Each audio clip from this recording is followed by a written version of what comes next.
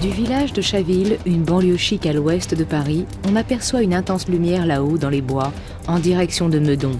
Il fait déjà presque nuit.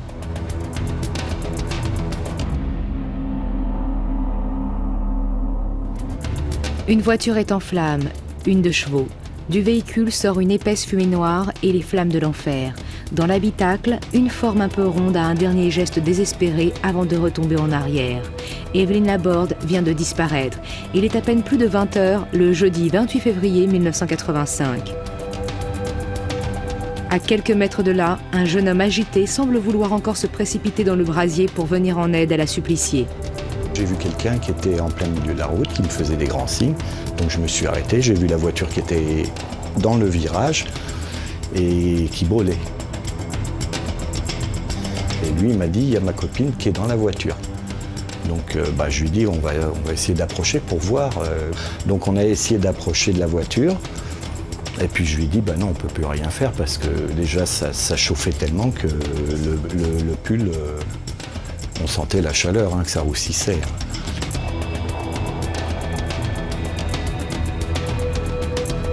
Le jeune homme fonce pourtant vers le brasier. Pascal Strajnar le plaque au sol, comme sur un terrain de rugby. Pour le jeune homme, ce serait la mort assurée. L'incendie ne lui laisserait aucune chance. La température est de plusieurs centaines de degrés. Le jeune homme, Bruno Joussomme, a de légères blessures sur le visage au-dessus du front. Les pompiers, arrivés sur les lieux une quinzaine de minutes après le début de l'incendie, préfèrent le transporter en urgence à l'hôpital de Sèvres.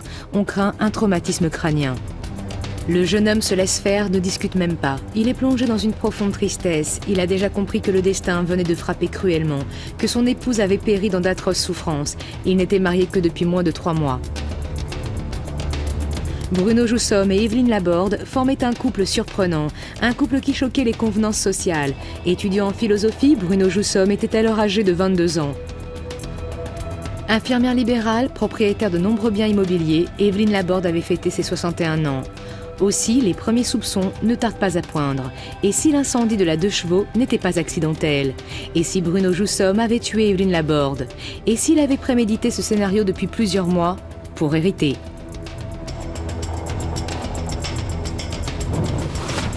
La famille d'Évelyne Laborde veut que soient levés tous les doutes, les incertitudes. Elle porte plainte pour assassinat contre Bruno Joussomme pour crime avec préméditation. L'instruction va durer 14 ans, du jamais vu en matière de justice criminelle. 14 ans d'une enquête truffée d'erreurs, d'irrégularités, de vices de forme, de destruction de preuves. 14 ans pendant lesquels Bruno Joussomme refait sa vie, se marie, devient père de famille. Mais 14 ans d'enfer pour Bruno Joussomme. Il nous l'a confirmé du fond de sa prison par téléphone. Ça a été une sorte de petite mort quand même. Toute personne a le droit d'être jugée dans des délais raisonnables. Et je demandais ce droit. Cette période a été une traversée d'un enfer. Pire que ce que j'ai vécu en prison. Au terme de ces 14 ans d'enquête, Bruno Joussomme est renvoyé devant la cour d'assises. En novembre 1998, il est condamné à une peine de prison à perpétuité. Les jurés ont considéré qu'il était bien le meurtrier de la riche et vieille épouse. Mais Bruno Joussomme, ses parents, aujourd'hui disparus, son frère, le docteur Patrick Joussomme, n'ont jamais accepté cette condamnation, à leurs yeux injuste. Je le crois coupable de s'être marié avec une femme beaucoup plus vieille âgée que lui, mais de l'avoir tué sûrement pas. Donc je crois complètement innocent de ce dont on l'accuse. Et moi, je suis absolument persuadé qu'il n'a pas commis les faits pour lesquels il a été condamné. Je vous clame mon innocence et je vous en donne absolument ma parole. Je crois encore que je vais pouvoir faire éclater la vérité. Autour de Bruno Joussomme s'est même constitué l'un des comités de soutien les plus fournis qu'on ait jamais vus. Le PDG d'Yves Saint Laurent, Pierre Berger, les écrivains Philippe Solers, Michel Tournier, Patrick Besson, Madeleine Chapsal, le dessinateur Georges Wolinski, entre autres, ont accepté de le rejoindre. Même l'ancien ministre de la Justice Albin Chalandon a depuis peu ajouté son nom à une liste aussi longue qu'une journée au fond d'une cellule. Présidé par l'académicien Jean-Marie Roire, ce comité de soutien ne manque jamais une occasion de crier l'innocence de Bruno Joussomme, de demander la révision de son procès.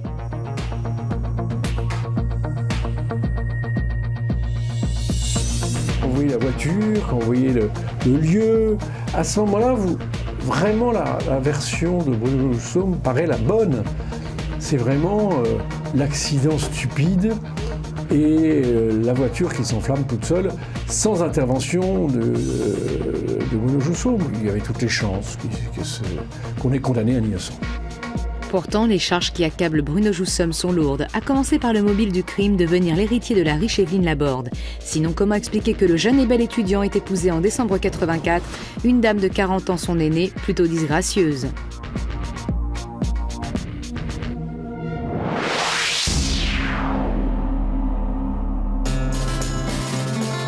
Toute l'histoire se noue dès l'été 1984. À cette époque, Évelyne demande à son amie Marie-Claude Joussomme de lui donner un coup de main pour remplir sa déclaration de revenus et de patrimoine. Et c'est qu'elle a dû bien Évelyne Laborde, une propriété en Bretagne et plusieurs appartements à Paris, plus de 4 millions de francs en tout. Mais les deux copines n'ont rien à se cacher. Pour la remercier, Évelyne propose à Marie-Claude de passer une semaine dans son fortin en Bretagne. Bruno Joussomme, fraîchement rentré d'une mission humanitaire dans un Liban en guerre, y accompagne les deux femmes pour se refaire une santé. La famille Laborde l'accueille les bras grands ouverts. Un jour, avec mon mari, on l'avait invité à venir avec nous dans les champignons aux champignons à Cloire. Et en rentrant, il était resté dîner avec nous. Et ma foi, on l'avait trouvé assez sympathique. Mais jamais on n'aurait pu penser qu'il allait commencer à faire la cour à ma belle-sœur. Et puis ma belle-sœur, elle était quand même attirée vers les jeunes hommes aussi, hein, parce que celui qu'elle avait avant, qu'elle a quand même eu quand même très longtemps, il avait aussi plus de 20 ans de moins qu'elle. Sacrée personnalité Évelyne Laborde, aussi exubérante que Marie-Claude Joussomme est austère. Pourtant les deux femmes cousines par alliance s'estiment depuis des décennies. Déjà jeunes filles, elles apprécient sortir ensemble, faire la fête. Et aussi loin qu'ils s'en souviennent, Bruno Joussomme a toujours plus ou moins connu cette lointaine cousine un peu originale. Bruno dit toujours qu'il a sauté sur les genoux d'Évelyne quand il était gamin. Et ils adoraient, les frères Joussomme adoraient aller chez Évelyne. C'était toujours la fête. C'était une adulte pas comme les autres. C'était une adulte qui était drôle, qui était fantasque, qui avait le cœur sur la main. Enfin, c'était une cousine qu'ils adoraient aller voir. Mais de là à imaginer que Bruno Joussomme et Évelyne Laborde puissent nouer une idylle durant cette semaine de vacances en Bretagne, décidément non, personne n'aurait pu miser là-dessus.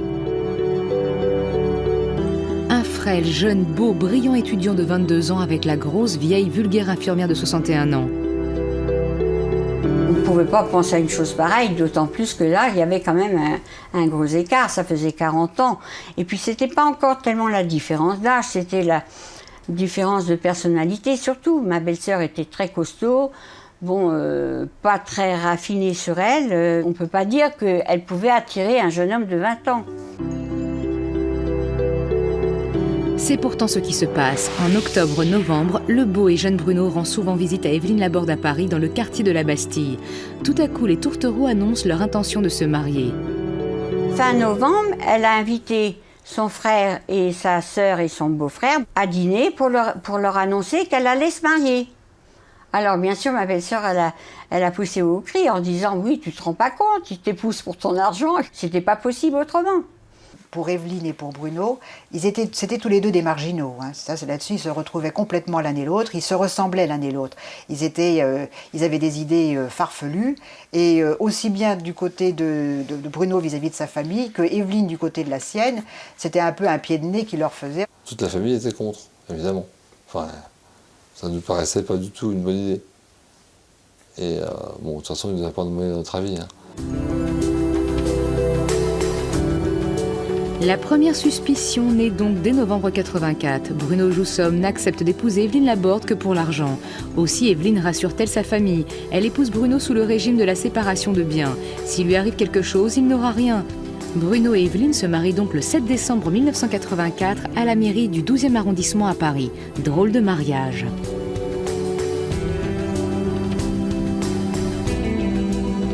Personne n'est allé au mariage. Il y avait juste Anna qui était donc sa témoin, qui lui a d'ailleurs donné la bague de sa mère parce qu'il n'avait même pas assez de sous pour aller en acheter.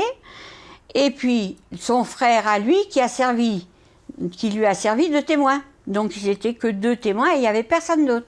Il m'a dit que si je voulais pas être témoin, il prendrait n'importe qui dans la rue qui paierait pour qu'il soit témoin. Alors je me suis dit que tant qu'à faire, donc j'étais témoin d'Evelyne et la bonne de la famille était témoin de mon frère. On était 4 en mariage, de toute façon. Après un dîner dans la pizzeria du coin, chacun rentre chez soi. Enfin, pas tout à fait, car Bruno n'est pas resté chez sa vieille jeune mariée. D'ailleurs, a-t-il seulement déjà dormi dans son lit? Un garçon de 20 ans ne serait jamais rentré dans un lit comme le sien. Elle dormait avec ses chats, elle dormait avec son chien. Elle faisait de l'incontinence. Je mettrais ma main à couper qui n'ont jamais eu de rapport. Le soir du mariage, il est parti rejoindre sa copine qu'il avait déjà. Je sais que Evelyne savait qu'il avait une maîtresse, mais qu'elle s'en foutait. Enfin, elle le savait, donc c'était pas compliqué. Et ce qu'elle voulait, c'était pas la voir. Mais en dehors de ça, elle savait bien qu'il avait une maîtresse, quoi. Maîtresse ou pas, le jeune couple décide de retourner en Bretagne passer les fêtes de fin d'année dans la famille Laborde. Durant le séjour, Evelyne se sent très très mal. Evelyne est tombée très gravement malade. Elle a eu une fièvre de cheval et Bruno l'avait ramenée en voiture d'Ardard à Paris pour se faire soigner par son médecin traitant. Et elle s'était remise sur pied et ils avaient pu repartir pour fêter le 1er janvier ensemble au Fortin. Mais elle était en piteux état.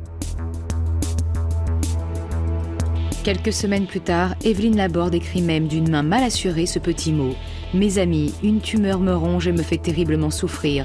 C'est ce qui explique et peut-être excuse mon comportement. J'attends de votre part une compréhension totale et sincère qui me permettrait de partir l'âme légère. » Evelyne se sent si faible que le couple qui avait prévu un déplacement en Afrique préfère rester à Paris en ces derniers jours de février.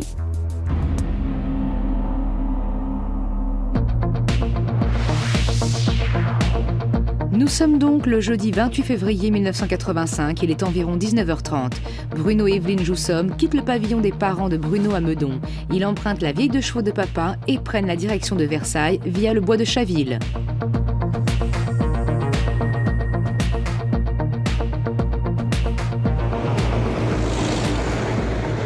Dans un virage, la 2 chevaux sort de la route et s'enflamme. Un passant, Pascal Stragenard, tente d'aider Bruno pour sauver sa femme, mais il est déjà trop tard.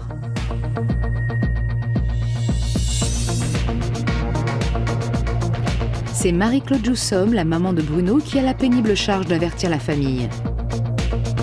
C'est mon mari qui l'a eu au téléphone.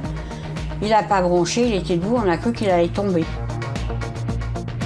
Elle a dit à mon mari que Bruno et Evelyne avaient eu un accident dans 2 voitures dans la forêt de Meudon, que la voiture avait pris feu, que lui avait pu en sortir, mais il n'avait pas pu débloquer la porte. Passé le choc de la terrible nouvelle, Lucien Laborde, le frère d'Evelyne, perçoit un premier soupçon. Un élément du récit de Bruno lui paraît invraisemblable. Il avait dit au commissaire que c'était lui qui conduisait. À nous, il nous a dit que c'était Evelyne qui conduisait. Alors nous, on savait pertinemment que ça, c'était impossible. Evelyne, depuis 1955, avait eu un accident. La voiture s'est retournée au-dessus d'un fossé et elle n'a jamais plus voulu reconduire. Inconcevable, mais bon, pas de quoi en faire toute une histoire. D'autant que les premiers PV de police sont nets et précis. Le décès d'Evelyne Laborde est dû à un terrible et malheureux accident. Quand on lisait la procédure, on voyait que personne n'avait eu l'idée d'accuser Bruno Joussomme d'avoir agressé à la vie de sa femme. Bruno Joussomme, terriblement choqué, légèrement blessé, reste à l'hôpital jusqu'au dimanche matin puis se rend à la morgue. Par hasard, il retrouve la famille Laborde. On sort donc de la morgue et puis comme j'avais amené un gigot et les flageolets et tout ce qu'il fallait pour le repas, je donc dis à Bruno, si vous voulez, montez déjeuner avec nous, puisque c'était chez lui. Hein, alors donc, je pouvais guère faire autrement. Et oui, les Laborde ont déjà pris possession du logement d'Evelyne. Ils s'y sont rassemblés pour le gigot dominical. Bruno se joint à eux. Durant le repas, on parle d'abord des obsèques d'Evelyne. Au Père-Lachaise où ses parents disposent de plusieurs caveaux? Non, trop cher. En Bretagne, près du Fortin, un peu loin. Finalement, Evelyne est enterrée au cimetière de Thiers, en banlieue parisienne. C'est Marie-Claude et Bruno Joussomme qui ont tout organisé, tout payé. Mais l'on parle surtout de succession. Et puis, à la fin du repas, justement, il y a Lucien qui dit on pourrait peut-être regarder dans le coffre-fort si elle a laissé un testament ou quelque chose. Et effectivement, elle n'avait rien laissé du tout. Il n'y avait pas de testament et c'est là qu'il a dit de toute façon, c'est pas la peine de chercher un testament. Elle m'a fait une donation au dernier vivant. Alors là, on était vraiment la bouche ouverte. Lucien Laborde, Marie, la sœur d'Evelyne, Lina, sa belle-sœur, ses neveux et nièces en ont les bras qui tombent. Une donation au dernier vivant. Ce qu'ils attendaient depuis tant d'années leur filait sous le nez. Evelyne leur avait fait le pied de nez, elle les avait privés de l'héritage. Les Laborde n'ont rien. C'est Bruno qui doit hériter du Fortin, des appartements, des 4 millions de francs d'Evelyne. Certes, Evelyne et Bruno se sont mariés le 7 décembre sous le régime de la séparation de biens. Mais un mois plus tard, devant notaire, ils se sont fait très officiellement une donation au dernier vivant. Personne n'ose y croire. Moi, je pense qu'elle n'était pas consciente quand elle a fait. Je pense que vraiment, il a dû la droguer dès le départ. Et ça, je suis sûre qu'elle ne l'a pas fait consciemment.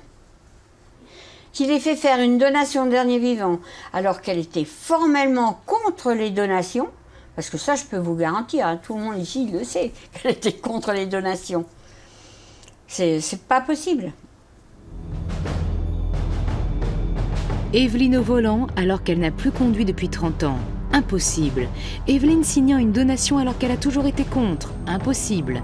Un jeune étudiant séduisant qui sait prendre une femme de 40 ans son aînée fort peu appétissante. Impossible. Et si Bruno Joussomme avait voulu faire main basse sur la fortune d'Evelyne? Et si l'affaire lui avait été inspirée par sa maman Marie-Claude?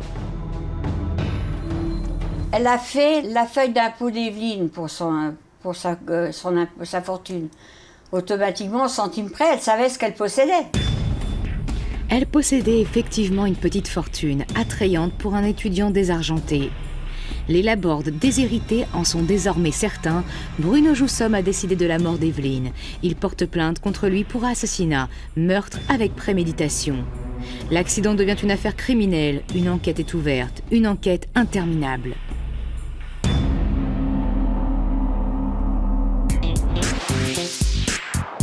Curieusement, dans les premiers mois de l'enquête, il ne se passe pas grand-chose, tout au moins pour Bruno Joussomme. Il sait qu'une plainte a été déposée contre lui pour assassinat. Il sait que la célèbre brigade criminelle du 36 quai des Orfèvres est chargée de l'enquête. Mais jamais il n'est entendu ou convoqué. Bref, il ne sait rien d'autre. Pourtant, les enquêteurs ont déjà recueilli quelques renseignements qui confirment les premiers doutes. Par exemple, ils ont découvert qu'il y avait dans la 2 chevaux, dont le réservoir était plein et qui est resté intact, un bidon d'essence. À quoi a-t-il servi? Il avait rempli un jerrycan, qui en plus il avait mis derrière le siège. Vous n'allez pas me dire qu'il avait besoin de faire le plein d'un jerrycan alors qu'il venait faire le plein pour aller de Meudon à la Bastille. Ensuite, on ne note au sol aucune trace de freinage, preuve que le véhicule roulait à faible allure. L'impression est confirmée par un élément capital. La voiture ne présente aucune trace de choc à l'avant. La 2 chevaux s'est arrêtée sans avoir même percuté l'arbre qui lui fait face. Elle s'est comme posée là, penchée dans le fossé côté conducteur. Tout cela ressemble à une mise en scène, les experts en sont certains. D'autant que l'on note par la suite que le changement de vitesse du véhicule est bloqué en première. Curieux pour une voiture en train de rouler. Tout le monde a pu le constater, la voiture n'a jamais été mise sous scellé. Elle est restée dans la rue, à proximité du commissariat. Tout le monde a pu la visiter, même la famille de la victime. Ils ne s'en cachent pas. On y est allé tout de suite le lendemain. Ma belle-fille était avec nous. On était tous les 3. Il y avait ça de chair brûlée dans le fond de la voiture. Elle était pire que dans un four crématoire. Il ne restait plus rien.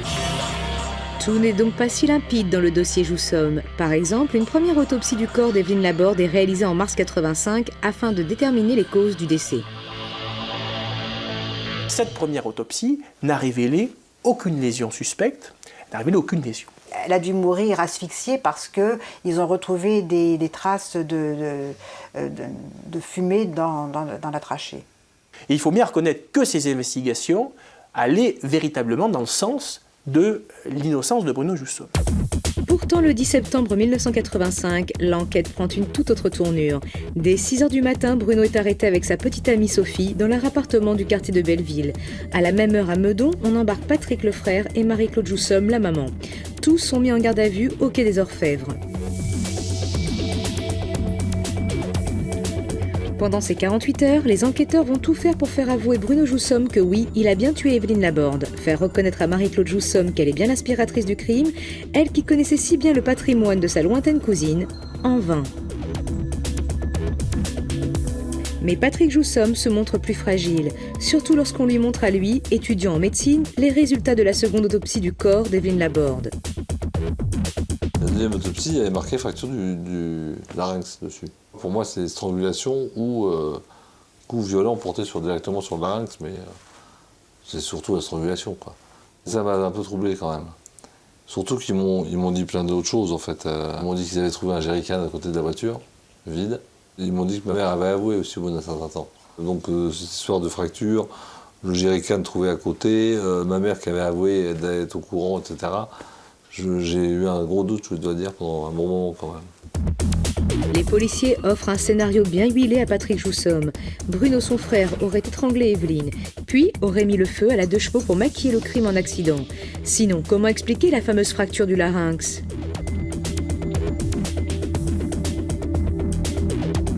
Ils m'ont demandé si je pensais que mon frère pouvait être assez intelligent pour imaginer un plan comme ça. Et j'aurais répondu que mon frère était suffisamment intelligent pour imaginer ce qu'il voulait. Et sans doute pense-t-il Patrick assez bête pour balancer Bruno par téléphone. Les conversations des deux frères sont écoutées depuis plusieurs mois. Or, un jour, Bruno pose une curieuse question à Patrick. Il m'a demandé ce que j'avais fait un tueur. Alors je lui ai dit oui, j'en connais un, ses initiales commencent par B et J. BJ, Bruno Joussomme. Patrick savait donc que Bruno avait éliminé sa femme. Et puis dans le bureau d'à côté, le fameux Bruno commence à agacer les enquêteurs par son attitude. Bruno Joussomme, c'est un personnage sympathique d'ailleurs, très intelligent, mais qui peut être assez déroutant, si vous voulez, dans ses réponses, dans son attitude. Il parle beaucoup, quand il se met à parler, il parle beaucoup, donc il peut dire quelque chose, le contraire de quelque chose, donc immédiatement, si on veut trouver des éléments à charge, on peut... Bon... Une fracture du larynx qui prouve la strangulation, l'attitude confuse du suspect, les aveux à peine voilés de Patrick Joussomme.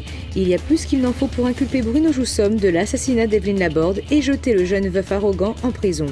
En septembre 85, le sort de Bruno Joussomme semble scellé.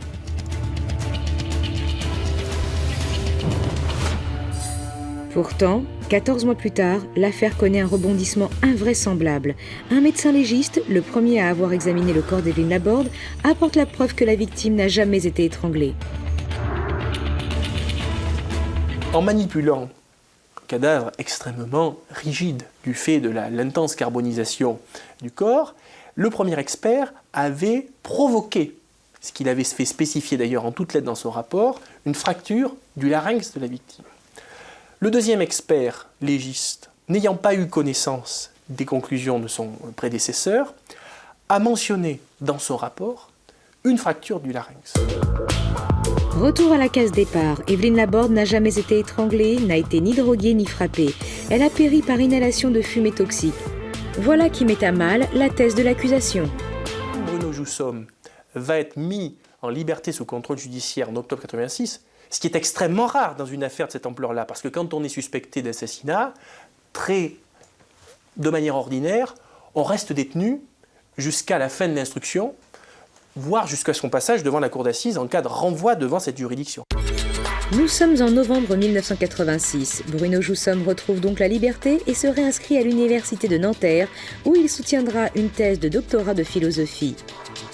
Il en aura tout le loisir, car de 1986 à 1991, le dossier criminel de Bruno Joussomme passe des mains d'un juge d'instruction à celle d'un autre, sans qu'il ne se passe rien, pas même une convocation.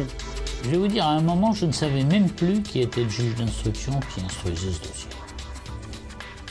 C'est extraordinaire.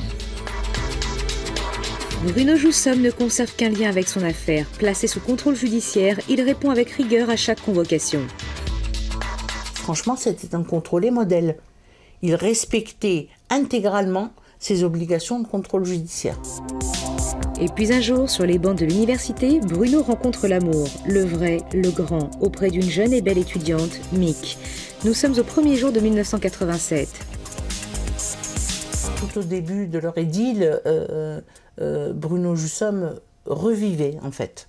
Parce que c'était un garçon qui était triste, qui dans sa façon de s'exprimer, on voyait bien, on sentait une grande souffrance. Et le jour où il l'avait connu, c'était un autre homme. Il avait pris de l'assurance, et il m'en parlait avec des projets d'avenir, alors qu'il ne faisait pas de projets d'avenir.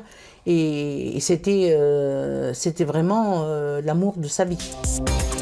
Mick et Bruno décident de vivre ensemble. Leur idylle est pleine de tendresse. Les Montpoussins, les je t'aime sont leur quotidien. Mick prend fait et cause pour Bruno. Elle devient son plus fervent soutien. Elle l'écrit, je plaide en sa faveur, non coupable. Je l'ai dit à la police, je le répète, Bruno ne peut avoir assassiné Evelyne, et ce pour plusieurs raisons, dont la plus simple est qu'il est incapable de tuer. En 1991, après 5 ans de léthargie absolue, le dossier du meurtre d'Evelyne Laborde semble vouloir se réveiller. Un nouveau juge d'instruction a la volonté de le reprendre en main depuis le départ. Il demande une nouvelle expertise du véhicule afin de déterminer enfin les causes de l'incendie. Mais surprise. La voiture a été détruite sans que personne ne donne l'instruction de la détruire. C'est-à-dire qu'on a détruit la principale pièce à conviction. Depuis 1987, effectivement, la 2 chevaux a été envoyée à la casse sur ordre du commissaire de police de Sèvres. Il est alors envisagé de demander une nouvelle autopsie du corps de la victime afin d'étudier à nouveau les raisons du décès. Le rapport d'autopsie atterrit sur le bureau du juge d'instruction, à la demande une fois encore d'un policier, avant même que le magistrat ait eu le temps d'établir une commission rogatoire. Face à un vice de forme aussi flagrant, une seule solution, annuler l'expertise. Une nouvelle autopsie est demandée, cette fois en bonne et due forme. Le rapport d'expertise est communiqué au magistrat. Le même rapport que le précédent, signé du même médecin légiste. Même faute, même punition, nouvelle annulation. Une 3e autopsie est commandée à un nouveau légiste, mais impossible. Le crâne de la victime a disparu, perdu sans doute lors de la précédente exhumation du cadavre. Du jamais vu. L'affaire s'enlise à nouveau jusqu'en 1994, quand finalement est versé au dossier un nouveau rapport d'experts automobiles. Ces experts ont travaillé sur la base des témoignages recueillis aux premières heures de l'enquête et d'un dossier photographique réalisé lors du drame.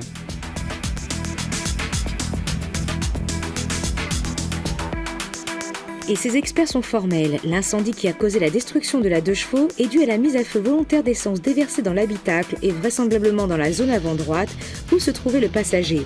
Ils offrent à l'accusation un scénario plus que probable.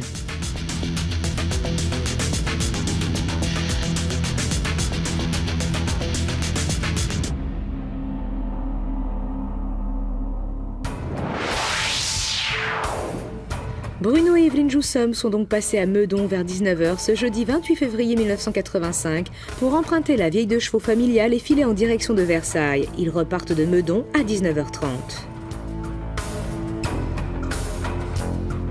De Meudon, il faut 10 minutes maximum pour atteindre les hauteurs de Chaville. Or, les pompiers ne sont avertis qu'à 20h05 que la 2 chevaux des Joussomme vient de sortir de la route et de s'embraser. Qu'a-t-il bien pu se passer durant ces 15 à 20 minutes manquantes ? Les experts ont la réponse. Bruno conduisait et a simulé une sortie de route. Pas bien violemment. Il roulait en première et on observe sur le bitume aucune trace de freinage. La voiture est venue se poser sur le bas-côté de la route, légèrement en équilibre dans le fossé, penchant sensiblement côté conducteur. La carrosserie du véhicule ne présente pas de traces de choc. La 2 chevaux n'est même pas venue percuter l'arbre qui lui fait face. Bruno a dû alors maîtriser Evelyne. On ne sait comment. Elle n'a été ni assommée, ni étranglée, ni droguée. Elle était sans doute inconsciente, mais encore vivante. Bruno sort du véhicule côté conducteur, fait le tour de la 2 chevaux. Sur la banquette arrière, il se saisit d'un bidon d'essence qu'il a pensé à emmener. Il en déverse le contenu sur Evelyne et sous son siège, plusieurs litres certainement. C'est là en tout cas qu'est désigné l'épicentre du brasier, l'endroit où a débuté l'incendie. Avec un briquet, il embrasse volontairement le véhicule et sa jeune mariée, sa vieille épouse. Il est déjà 20h. Simulant l'affolement, il arrête le premier véhicule qui passe, supplie le conducteur de lui venir en aide pour sauver Evelyne. Mais il sait qu'il est déjà trop tard, que les épaisses fumées toxiques n'ont laissé aucune chance à sa femme. À défaut d'être lui-même brûlé ou blessé, il ne lui reste plus qu'à simuler d'être en état de choc psychologique pour être évacué vers l'hôpital le plus proche.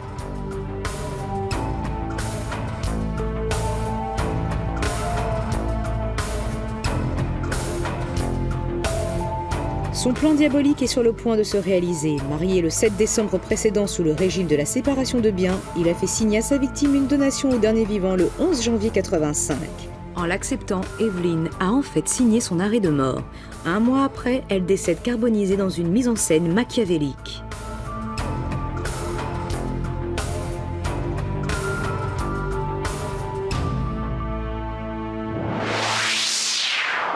Il n'en reste pas moins que si le scénario est plus que probable, il est encore un peu trop fragile pour renvoyer Bruno devant les assises. On le laisse donc encore en paix, filant le parfait amour avec son épouse et le fils qu'elle vient de lui donner en octobre 94. La petite famille voyage de plus en plus, en Indonésie, au Bangladesh, en Inde. Bruno envisage même de se lancer dans le commerce. Il me parlait d'argent, il me parlait de voyage en Inde, de créer un magasin de frivolité pour les comités d'entreprise, des chapeaux, de je ne sais plus trop quoi, des colifichets de toutes sortes. Et en fait, j'ai compris que c'était l'idée de sa femme, qui voulait faire de l'argent. En 1995, il laisse femme et enfant en Inde seul. Son fils n'a encore que quelques mois. Mais il doit répondre à une convocation judiciaire. La situation devient critique pour Mick, qui vit très mal une séparation de très longues semaines. Elle avait son bébé au sein encore. Elle s'est retrouvée toute seule là-bas pendant des semaines. Donc son visa arrivait à terme. Et si elle n'avait pas pu se faire rapatrier par l'ambassade, elle risquait de se faire emprisonner. Vous vous rendez compte, avec un bébé au sein, alors quand même, là, il faut quand même pas exagérer. Lorsque Bruno retourne en Inde, Mick est donc de retour en France. Elle ne semble pourtant pas lui en vouloir et lui écrit encore des lettres enflammées pleines de mots d'amour. Sache encore une fois que je t'aime et que le bébé va très bien. Je veux qu'il soit fier de son père sans avoir à se demander s'il est vivant ou mort et pourquoi il ne donne pas de nouvelles. C'est toi qui as les cartes en main, écrit-elle en mars 1996. Bruno, effectivement, s'éloigne peu à peu de sa femme et de son gosse. Aussi, quand il rentre à Paris en juin 96, il est déjà trop tard. Mick l'a quitté. Il se retrouve, donc Bruno, sa femme et son fils, au McDo. Ils se voient pendant 1 heure et là, il lui dit « Je veux divorcer, je veux la garde exclusive du bébé et je veux de l'argent. » Et puis, point d'orgue, tu n'es pas en position pour refuser. Pas en position de refuser. Qu'est-ce à dire? Les magistrats, les avocats de Bruno auront vite la réponse. Mick fait parvenir un courrier au procureur général de Versailles en mars 97. Elle y décrit un Bruno Joussomme violent, une menace permanente, un réel danger pour elle et pour son fils. Bruno n'a jamais été jugé pour le premier meurtre dont il est accusé, précise-t-elle. J'attends donc que la cour d'assises de Versailles se prononce, car seule sa condamnation me permettrait une procédure de divorce. Procédure que Bruno pour le moment refuse. Ce refus, ce courrier sont en passe de faire basculer son destin.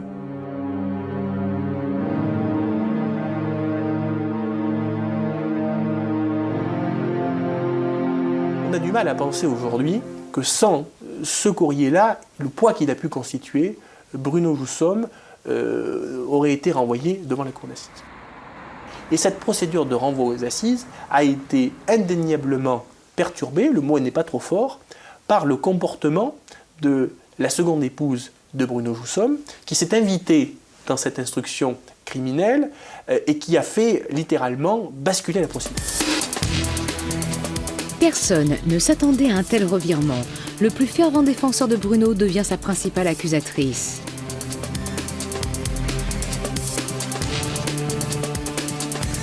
Mick réitère dans un second courrier de 22 pages, cette fois rédigé le 29 octobre 1998, 15 jours avant l'ouverture du procès d'assises. 22 pages d'accusation contre le père de son enfant. « Je suis certaine de sa culpabilité », conclut-elle, « et je tiens à faire part à la cour de cette certitude. Mais il est évident qu'Alexandre et moi-même sommes en danger de mort. » Mick est le premier témoin à être entendu devant la cour d'assises. Elle y répète ses accusations et donne la couleur du procès. Quand je l'ai vu arriver aux assises, venir dire qu'il était l'assassin de Madame Laborde et qu'il lui avait dit, alors que je l'avais eu je ne sais pas combien de fois dans mon cabinet pour me dire exactement le contraire, voilà, je dois dire que, vous savez, les choses paraissent bizarres quand même là. Bizarre et incroyablement douloureuse pour Bruno Joussomme. Ça a été la descente aux enfers. Je l'ai vu subir beaucoup de choses, je l'ai vu déprimé, mais là, il était tout à fait au fond. C'est vrai qu'il avait ressenti cela comme une double trahison. Trahison de son amour et la perte de son fils. Il disait que c'était une double punition et il disait je n'en survivrai pas, j'en mourrai. Bruno Joussomme s'éteint petit à petit, subit son procès. Et quand je suis arrivée, je l'ai regardé, j'ai eu l'impression qu'il ne me reconnaissait pas. En tout cas, j'ai vu qu'il était dans une bulle. Parce que je sais qu'il avait un attachement certain pour moi, et je sais qu'il avait toujours ce petit sourire en coin pour moi, il ne l'a même pas eu. Il était ailleurs. Quand même un garçon qui fait des crises d'épilepsie. Il a fait quand même 1 ou 2 malaises pendant la semaine qu'a duré la cour d'assises. Il a même été soigné par un des jurés. Ce juré, il a tout de même temps lui a dit « Mais pourquoi vous vous défendez pas ?» C'est un fait que Bruno ne s'est jamais défendu. Il était ailleurs. C'est assez curieux et je crois que son attitude a fortement déplu à la cour d'assises, aux magistrats et également aux jurés. Les jurés sont finalement convaincus de la culpabilité de Bruno Joussomme, à tel point qu'il frappe très fort face à l'atrocité du crime perpétré. Alors que l'avocat général a requis 20 ans de réclusion, ils optent pour une peine de prison à perpétuité. Le choc. Moi-même, ça m'a fait un choc. Vous voyez, c'est sûr que j'entends la perpétuité, c'est vrai que ça semblait énorme. Pour moi, c'est incompréhensible compte tenu de la suite d'erreurs, d'approximations, d'incertitudes. Je me suis dit, au bout de 14 ans, c'est pas possible, quoi. C'est pas possible. Ce type-là, s'il passe devant la cour d'assises, il va être acquitté. On va plutôt lui présenter des excuses. Eh bien, on l'a condamné à la réclusion criminelle à perpétuité. On a condamné Bruno Joussomme parce qu'il n'a pas su se défendre, sans doute. On l'a condamné parce que personne n'a voulu croire au scénario que lui donnait de cette soirée du 28 février 1985.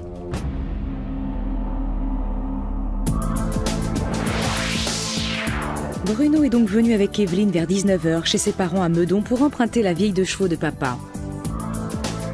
Ils sortent de la maison vers 19h30, mais la voiture est garée à quelques rues de là. La maman, Marie-Claude Joussomme, les accompagne.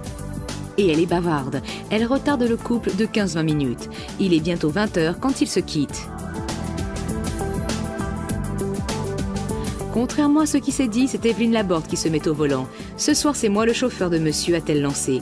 Et les voilà partis en direction de Versailles.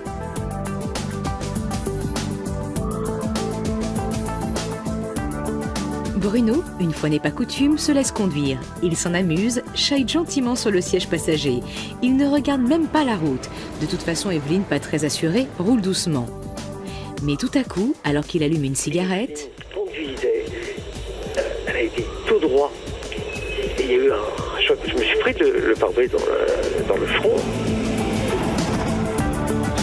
Bruno est un peu sonné, Evelyne aussi. Une épaisse fumée envahit l'habitacle, le moteur a pris feu. Bruno se précipite dehors, Evelyne tente de s'enfuir aussi, mais la porte du conducteur est bloquée. Bruno fait le tour du véhicule et tente de forcer la portière. Mais Evelyne s'est glissée vers la place passager. Son manteau de fourrure, son poids sur des sièges trop élastiques ont freiné sa progression. Mais elle y est presque. Des flammes apparaissent dans l'habitacle. Bruno Joussomme contourne une nouvelle fois la 2 chevaux. Mais sa femme a dû, par inadvertance, verrouiller la portière. Bruno ne parvient pas à l'ouvrir. Evelyne, à force de respirer les fumées, perd déjà connaissance. Le feu commence à la brûler.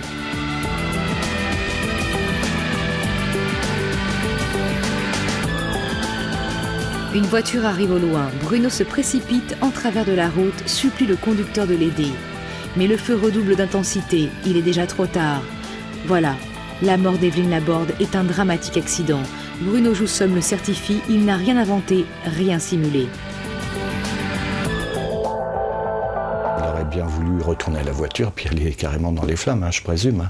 La manière qu'il m'a fait, honnêtement, il partait. Il y allait direct. Donc j'ai réussi à le bloquer, mais non, pour moi sur le coup, il n'a pas fait de cinéma. Pas de cinéma, pourtant des éléments du récit de Bruno Joussomme semblent tout droit sortis du scénario d'un film. Evelyne Laborde au volant, par exemple. Souvenez-vous, depuis 30 ans, elle refusait de conduire. Il nous a annoncé que c'était elle qui, à 8h du soir, en pleine nuit, au mois de février, conduisait une vieille 2 chevaux. Eh bien, croyez-moi que là, on en était vraiment éberlués, parce que c'était pas possible. Et pourtant, tout laisse à penser que c'est vrai. Bruno et Evelyne, en quittant Meudon, ont pris la route de Versailles, l'opposé de Paris. Tout le monde en convient. Ils ne rentraient donc pas chez eux, mais partaient prendre possession d'un véhicule d'occasion. Le vendeur les attend vers 20h30 à Versailles. Et c'est convenu, Bruno ramènera le nouveau véhicule. Evelyne rentrera seule dans la 2 chevaux qu'elle n'a jusque-là jamais conduite. Alors pour se faire la main, c'est elle qui conduit aussi à l'aller, Bruno à ses côtés. Elle roule prudemment, laborieusement dans le bois de Chaville. Au bout d'une ligne droite, elle rate un virage. Mais c'est justement parce qu'elle n'est pas expérimentée que, trompée par une illusion d'optique, elle sort ainsi de la route.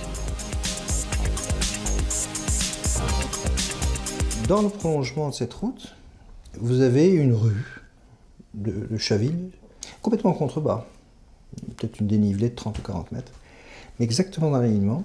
Et elle est bordée d'une série de réverbères sur la droite et sur la gauche. Et on a l'impression que la route qu'on emprunte, elle tourne pas à droite. C'est une espèce de leurre, on est happé par ces réverbères qui vous donnent l'orientation. Ça ressemble un peu, si vous voulez, à une piste d'atterrissage pour avion. Si vous voulez.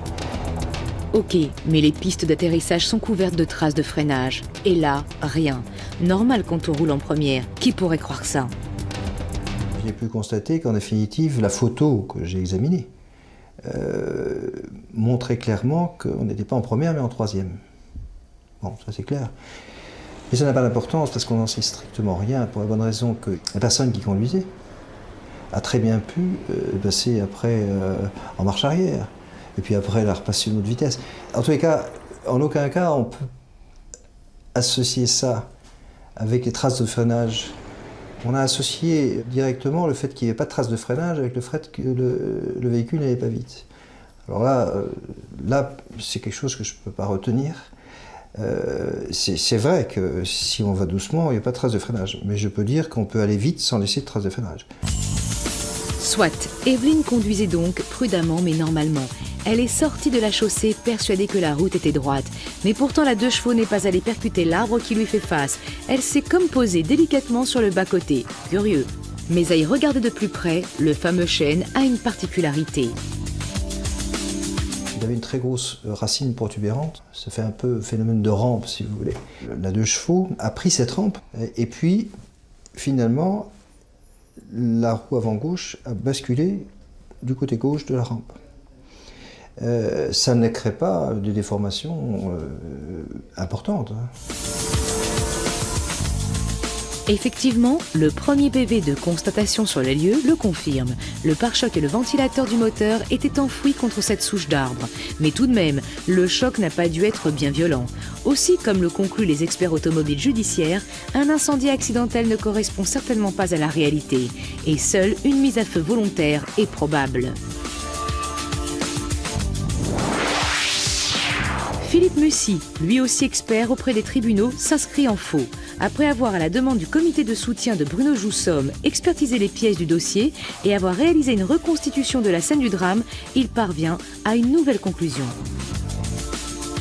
Dans les 2 chevaux, le système d'alimentation d'essence est sommaire. Un simple tuyau de caoutchouc part du réservoir.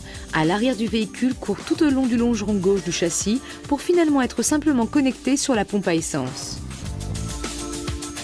Il n'y a même pas un collier dans ce type de 2 chevaux là, pour le serrer bien sur le petit embout qui va recevoir le tuyau d'essence. Donc si vous tirez sur ce tuyau, alors il ne vient pas tout de suite facilement, mais enfin s'il y a une force suffisante, eh bien à ce moment-là, il sort de l'embout de la pompe à essence, et comme il n'y a pas gravité, l'essence continue à arriver bien sûr, eh bien ça gicle.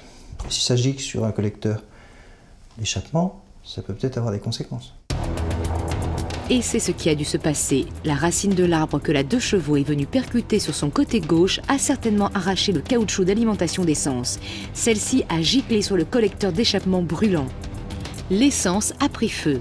Le moteur avec, laissant échapper les premières fumées aspirées vers l'habitacle par le système de chauffage qui, au mois de février, était ouvert. Petit à petit, les flammes se sont faites plus intenses et ont gagné elles aussi l'habitacle.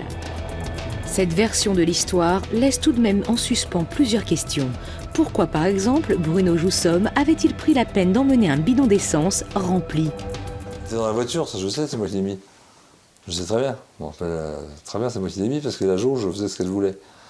Donc elle montait, descendait n'importe comment. Donc on s'était retrouvé une fois ou deux en panne de sèche, donc depuis il y avait un jerrycan dans la voiture.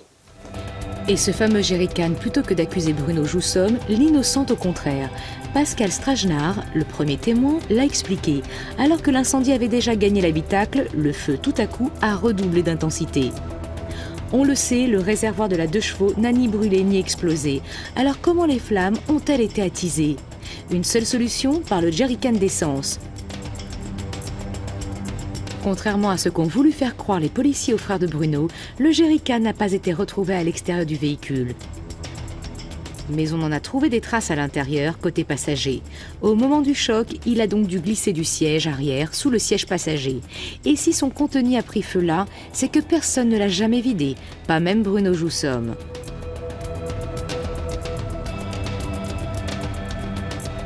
Bref, la thèse accidentelle devient pour le moins aussi solide que la version criminelle. Il n'en reste pas moins que Bruno Joussomme avait toutes les raisons du monde de vouloir faire disparaître son épouse, l'héritage. Car le mariage du jeune et bel étudiant avec la vieille et grosse infirmière pleine aux as reste un mystère. Bruno a-t-il pu sincèrement tomber amoureux? Nous lui avons posé la question. Non, c'était pas amoureux, c'était ma cousine, elle m'a fait sauter sur ses genoux. Pas amoureux. Alors pourquoi ce mariage? Bruno Joussomme, les proches du couple, proposent une explication raisonnable. On l'a vu, si Bruno a accompagné sa maman et la vieille cousine en Bretagne, c'est pour se refaire une santé après un séjour éprouvant au cœur de la guerre du Liban. L'humanitaire, c'est la passion de Bruno. Aider, sauver les autres, tendre la main, sa raison de vivre. Nous sommes en septembre 84. L'Éthiopie vit depuis quelques mois la pire famine qu'ait connue l'Afrique. Une centaine d'enfants y meurent chaque jour de faim. Renaud et ses Chanteurs sans frontières préparent leur disque pour l'Éthiopie. Bruno et Evelyne ne parlent que de ça durant leur séjour.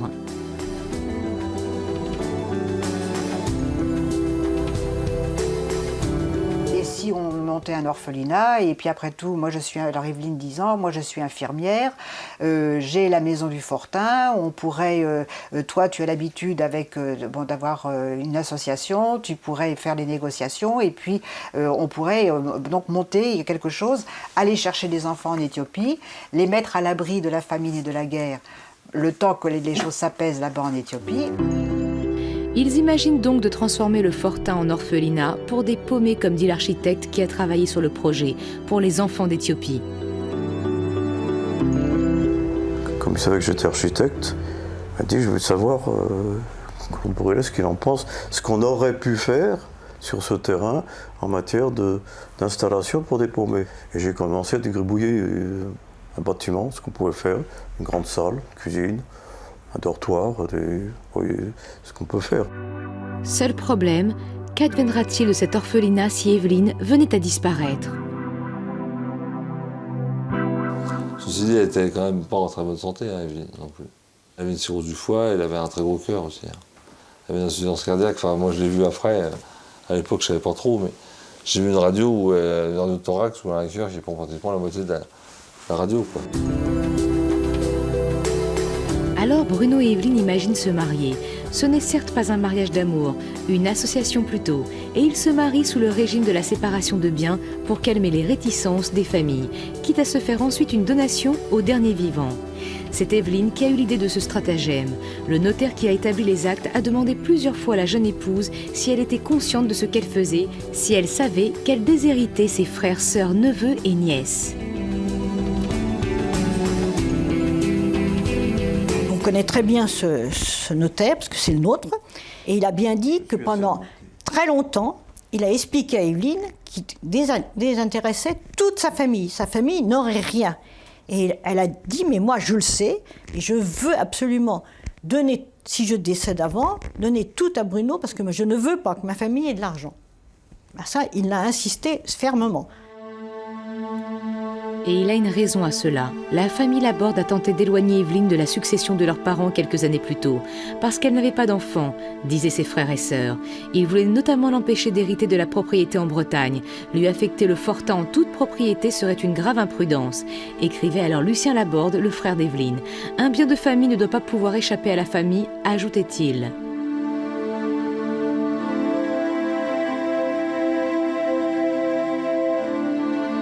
Mes aînés sont bien aimables de se préoccuper de mon après quand ils ne sont ni l'un ni l'autre absolument pas souciés de mon présent, avait répondu Evelyne. Aussi a-t-elle décidé de rester maîtresse de son après en déshéritant sa famille et en léguant tous ses biens à Bruno et à l'association humanitaire qu'il venait de créer.